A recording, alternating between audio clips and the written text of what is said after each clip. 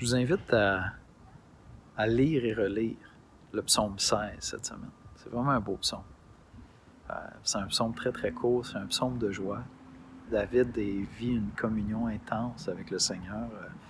Je pense qu'on doit le lire pour le méditer, on doit le lire pour se l'approprier, pour le désirer, pour désirer vivre ça. Puis il y a des trésors là-dedans, dans ce psaume-là. Dans le psaume 16, au verset 10, si je me souviens bien, David fait une affirmation étrange un peu. Il dit « Tu ne permettras pas à ce que celui qui t'aime, celui qui marche avec toi, reste dans la tombe ou périsse dans la tombe, qu'il voit la mort dans le fond. » Mais David est mort, puis il aimait beaucoup Dieu.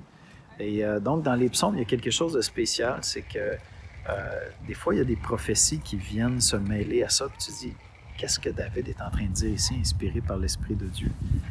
Or, l'apôtre Paul va citer dans un discours public, il va citer dans Acte 13, verset 35, ce verset-là, en disant à ses interlocuteurs qui étaient des Juifs, en disant, écoutez, le roi David est un grand roi, puis, mais le roi David est bel et bien resté dans la tombe.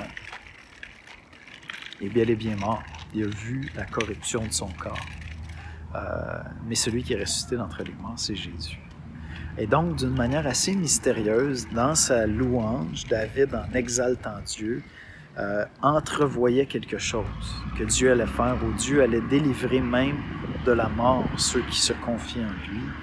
Et ça a été rendu possible à cause de l'œuvre de Jésus-Christ. Jésus est le premier né d'entre les frères, il est le premier ressuscité, et donc le psaume 16 nous pointe directement vers Christ, ce qui m'amène à dire que la joie que David trouvait en Dieu, sans le savoir, il trouvait déjà dans le Fils de Dieu, qui allait venir faire cette œuvre-là, et cette joie-là, nous, on est appelés à la trouver entièrement en Jésus-Christ, parce qu'il y a énormément de joie à réaliser ce que Christ a fait pour nous.